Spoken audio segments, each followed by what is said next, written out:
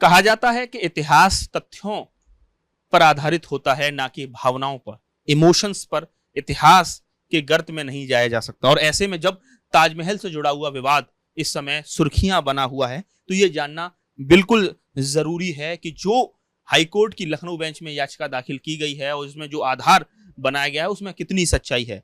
और ऐसे में आज हमारे बात करने के लिए हमारे साथ हैं आगरा के प्रसिद्ध इतिहासकार, जो कई सारी किताबें लिख चुके हैं और जिन्होंने ताजमहल पर बहुत ज्यादा स्टडी की हुई है, राजकिशोर राजे जी, जिनके पास कहा जाए दुर्लभ जो तमाम जो पिक्चर्स हैं, जो तमाम उस समय के डॉक्यूमेंट्स हैं, और उनके साथ हम उनसे बात करेंगे। सर, ये जिस तरह से अब हाईकोर्ट की देहरी तक ये मामला पहुंच चुका है, ताजमहल वर्सेस तेजो महालय, क्या लग रहा है कि वाकई में कुछ 22 कमरे हैं, कुछ इस तरह का एग्जिस्टेंस है नीचे के अंडरग्राउंड में जो इंफ्रास्ट्रक्चर खड़ा है?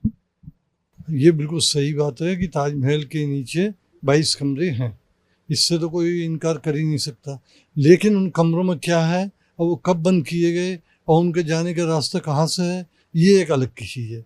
नीचे उन 22 कमरों में जाने के लिए ताजमहल के पीछे जमुना की साइड से 2 रास्ते नीचे की तरफ जाते हैं। उन रास्तों में से उतर के अब उसके ऊपर जाल लगा दिए गए लोहे के। 40-45 साल पहले तक जाल नहीं थे तो जीना उतरा जा सकता था, लेकिन नीचे के हिस्से तो शुरू से ही बंद है। और वो कब बंद किए गए, शायद मुगल काल में बंद किए गए थे, उसके बाद से उसका कोई इतिहास नहीं है। और एएसआई जब कभी उसकी मरम्मत और जीर्णोद्धार के लिए उसको खोलती है तो वो सब काम गोपनीय रूप से होता है और खुले रूप से एएसआई का कोई अधिकारी इस तथ्य को स्वीकार भी नहीं करता। सर, कुछ पिक्चर्स है, मैं आपके हाथ में देख रहा हूँ, ये उस समय के पिक्चर्स हैं। 1934 में ये कहा गया है कि आखिरी बार इन कमरों को खोला गया और इनका रेनोवेशन हुआ है। हाँ, उस समय हुआ है। और उस समय जो अधिकारी ये करते हुए, नीचे का निरीक्षण करते हुए उसका फोटो। ये फोटो में एक व्यक्ति टॉर्च हाथ में लिए हुए है और ये इंडियन जो अटायर में गेटअप में नजर आ रहा है, ये इंडियन है, कोई अंग्रेज तो नजर नहीं आ रहा? ये अंग्रेज नहीं आता, ये सही क्या कोई उस समय हिंदी में काम करने वाला हिंदू व्यक्ति या मुसलमान व्यक्ति जो भी है वो है, हिंदुस्तानी, अंग्रेज नहीं है, हिंदुस्तानी व्यक्ति है। आपके पास कई और भी पिक्चर्स हैं, देखिए मैं आपको दिखाना चाहूंगा किस तरीके से ताजमहल के अंदर का जो पूरा तहखाना नजर आ रहा है। ये सारे दुर्लभतम, रेयरेस्ट ऑफ रेयर, ये जो पिक्चर्स हैं ये इस समय एबीपी गंगा के पास एक्सक्लूसिव है। आप देख सकते हैं राजकिशोर राजे जी ने बड़ी मेहनत करके इन तस्वीरों को सहेज कर रखा हुआ है। तमाम पिक्चर्स नजर आ रहे हैं। सर, ये मैं आपके पास एक और में पिक्चर है, ये भी मैं दिखाना चाहूंगा कि किस तरीके से ये अंदर का पूरा कहा जाए बेसमेंट का जो हिस्सा है, ब्लैक एंड व्हाइट में जो पिक्चर है वो आज भी मौजूद है। सर, इसके साथ ही कई सारी और भी बात कही है। पीएन ओक की किताब का हवाला दिया गया है याचिका में। इसके साथ ही जो कहा जाए 1652 में जो औरंगजेब ने जो चिट्ठी लिखी थी, जब वो कहा जाए शाहजादा था, मतलब वो अपने पिता को चिट्ठी लिखी थी, बोली कि स्थिति खराब हो रही है, वो सारी चीजें वो कैसे देखते हैं? ऐतिहासिक तथ्य हैं या मिथक है, क्या है इस याचिका में? हाँ, कुछ लोग ये कहते हैं कि ताजमहल 1648 में बनकर तैयार हुआ, कुछ कहते हैं 1653 में बनकर तैयार हुआ।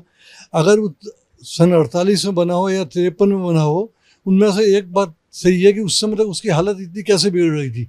जिस समय शाहजहाँ का लड़का औरंगजेब धौलपुर से आगरा की तरफ लौट रहा था और आते हुए वो आगरा में अपनी माँ का मकबरा देखने गया तो उसने देखा कि उसमें काफ़ी टूट फूट हो रही है, दीवारों की जीर्ण अवस्था है।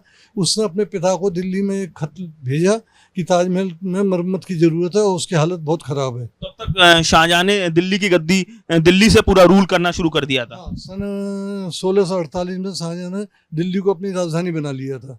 1648 में ये लेटर लिखा गया 1652 में लिखा गया लेटर।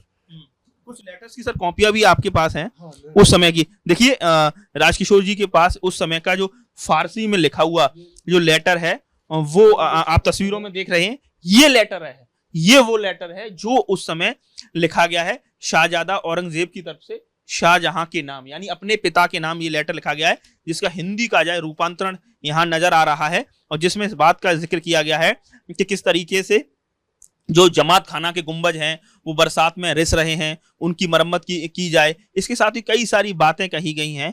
तो उस समय का जो कहा जाए कॉरेस्पॉन्डेंस, पत्राचार किस तरह से होता था एक शासकीय व्यवस्था में। तो सर क्या लग रहा है ये सारी चीजों को लेकर आप जो देख रहे हैं, आपके पास वो उस समय की पिक्चर्स हैं, उस समय के डॉक्यूमेंट्स हैं, इनमें क्या निकल कर आ रहा है? आपका एक हिस्टोरियन के नाते आपको क्या लगता है, आपकी फाइंडिंग्स क्या है? निकल के ये आ रहा है कि ताजमहल राजा जयसिंह की इमारत थी, उसके किसी हिस्से में जो शिव मंदिर बना हुआ होगा या कोई दूसरी मंदिर बना हुआ होगा। लेकिन इतना सही है कि ताजमहल की इमारत को जयसिंह से लेने के लिए शाहजहां ने जयसिंह को 4 हवेलियां दी थी। जिस एक बिल्डिंग के बदले में 4 हवेलियां दी जाए, वो बिल्डिंग कितनी भव्य रही होगी इसका अपने आप में अंदाज लगाया जा सकता है। और ताजमहल इतना आवश्यक कि ताजमहल में बड़े पैमाने पर शाहजहां ने परिवर्तन कराए थे उसको मकबरा बनाने से पहले। हो सकता है कि सर ताजमहल की जो उस समय की जो हवेली रही हो उसमें एक मंदिर भी रहा हो। हाँ, अक्सर पुराना स्थापत्य क्या कहता है, पुराने आर्किटेक्चर में हवेलियों में एक मंदिर कोने में हुआ करता था। हाँ, मंदिर कोने में हुआ करता था। और सीधी सी बात ये है कि नीचे के 22 कमरे खोल लिए जाएं, अगर उसमें कोई ऐसे चिन्ह मिलते हैं तो ये प्रमाणित हो जाएगा कि वो मंदिर था और उसको मकबरे में तब्दील किया गया। लेकिन अगर वहाँ कुछ नहीं, ऐसा नहीं मिलता है, तो फिर ये बात दमदार नहीं रह जाएगी, यानी हमेशा के लिए विवाद खत्म हो जाएगा। आपको लगता है कि इस मामले में एक प्रॉपर सर्वे होना चाहिए, जैसे वाराणसी में ज्ञानवापी जो प्रकरण में सर्वे हो रहा है, इससे स्पष्ट हो जाएगा, ऐतिहासिक तथ्यों की पुष्टि हो जाएगी, जो बातें चल रही हैं, जो विवाद हैं, किंवदंतियां हैं, उन पर कहीं ना कहीं मुहर लग जाएगी कि ये सही है या गलत है। हाँ, उन पर एकदम ब्रेक लग जाएगा और ये विवाद हमेशा के लिए समाप्त हो जाएगा।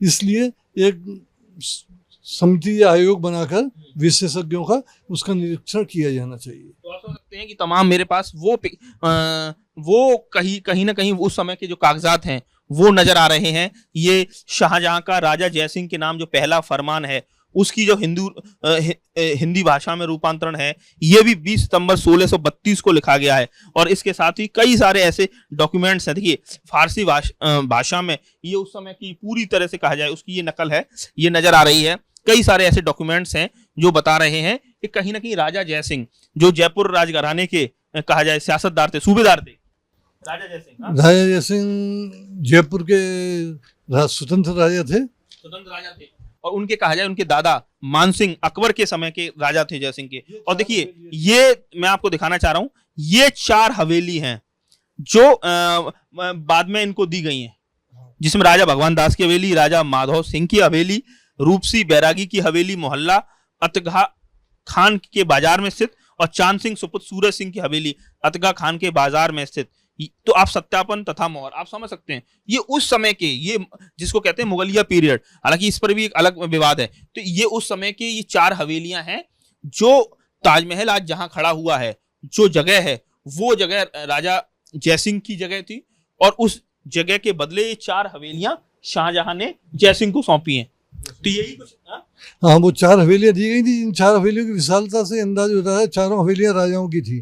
4 राजाओं के महल के बदले में एक महल जयसिंह से लिया, तो इसका मतलब ये है कि वो बहुत ही भव्य स्थान रहा होगा पहले प्रारंभ से ही। तो सर आपको लग रहा है कि तमाम तरह की कहा जाए उस समय के किस तरह का पत्थर की नक्काशी से लेके तमाम चीजें, और ये तमाम स्वास्थ्य या इस तरह के चिन्ह वहां होंगे अगर कमरे खोले जाएं, तो ये स्पष्ट हो जाएगा या नहीं? अगर पत्थर पे इस तरह का कोई भी स्केच या कोई नजर नहीं आता, तो ये होगा कि सीधा सीधा ये ताजमहल खड़ा किया गया, एक मकबरा बनाया गया।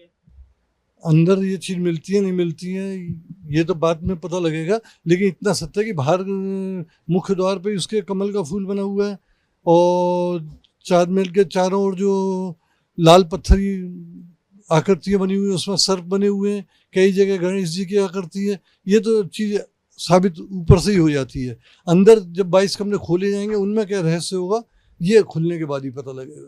तो आखिरी बार सर जो पूरा तहखाना खोला गया है, वो तहखाने का रहस्य 1934 में खोला गया। हाँ, 1934 में खोला गया।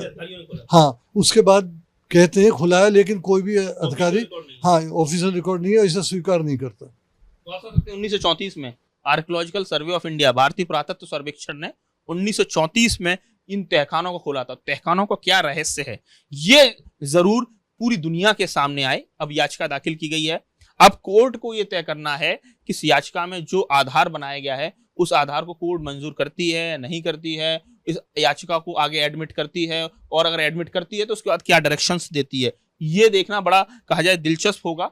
लेकिन ये जरूर है कि इस समय हिंदुस्तान में टूरिज्म का गेटवे कहा जाए आगरा है, और आगरा क्यों है, इसके पीछे एकमात्र वजह है कि दुनिया की सबसे खूबसूरत अगर इमारत है तो वो आगरा का ताजमहल है। और अब इस मामले में एक नई बहस छिड़ी हुई है। अब देखना यह है कि कोर्ट का रुख क्या रहता है, और उसके आधार पर ही आगे की जो कहा जाए कार्यवाही है वो तय होगी।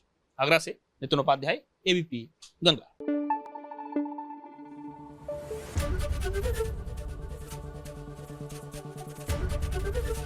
एबीपी गंगा, खबर आपकी, जुबान आपकी।